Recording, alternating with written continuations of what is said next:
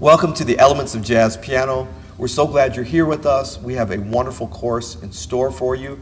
First, I want to introduce Mr. Adam Manis, a wonderful jazz pianist, composer, and our creative content manager here at Open Studio.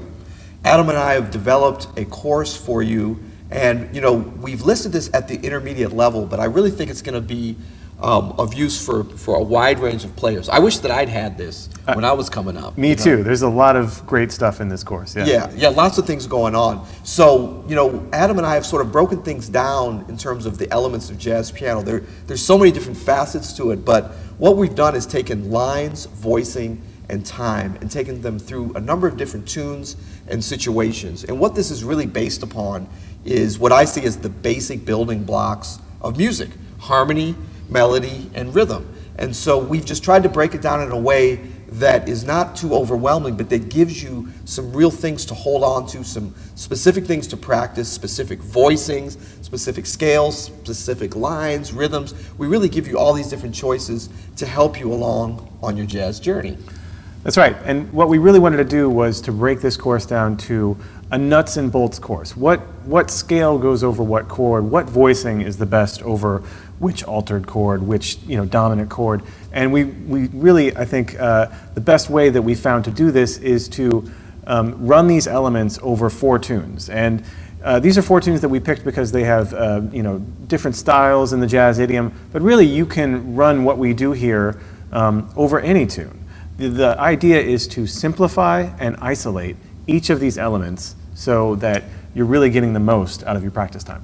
That's right. And so when you do simplify and isolate each of these elements of jazz piano, we have backing tracks for just about anything you could think of, and quite a few things that you haven't thought of to practice.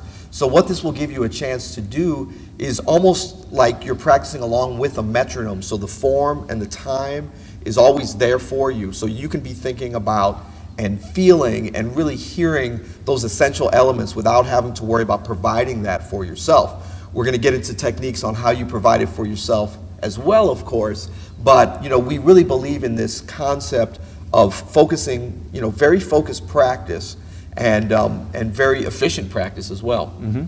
So here's how the course is going to break down.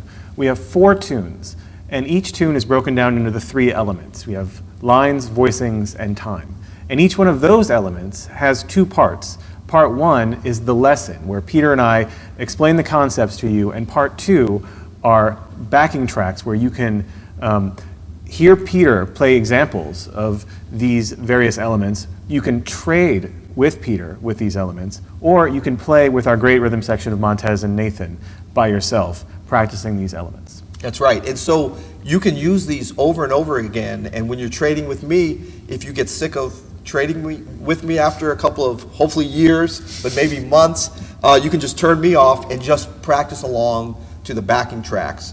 Of course, we want you to get out there in the real world and play with actual rhythm sections, and I think this is going to go a long way towards preparing you to do that as well. That's right, because not only can you play the material that we're giving you to practice with these backing tracks, but you can just have these backing tracks to perform however you want with a pretty swinging rhythm section. Yeah, absolutely, absolutely.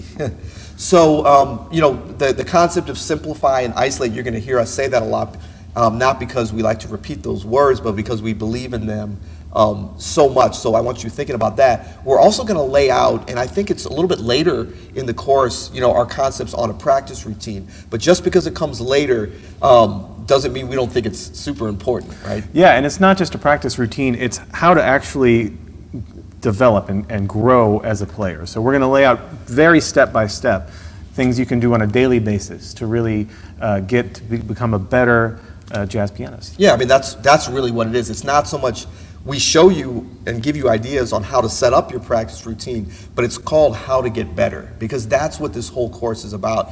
When Adam and I first had the idea to do this and started to work through the curriculum, every step of the way was developed with the idea of how do we help you to get better. I mean, we can show you different things, we can give you things of you should do this, you should listen to that, and we've got all that in there, but really the end result is like, how do we get better on a daily basis? I mean, playing jazz piano is not easy, but it's so fun and can be so fulfilling if we're progressing. That's right, and that's why at the very end of this course, after we we've gone through these 4 tunes, after we've learned how to practice and how to get better, we actually have a creative scale practice section where you can play along again with Montez and Nathan. You can practice scales and voicings with some very creative backing tracks, and then come up with your own scale and voicing practice with those backing tracks. Is it possible that we created a way for scale practice to be fun?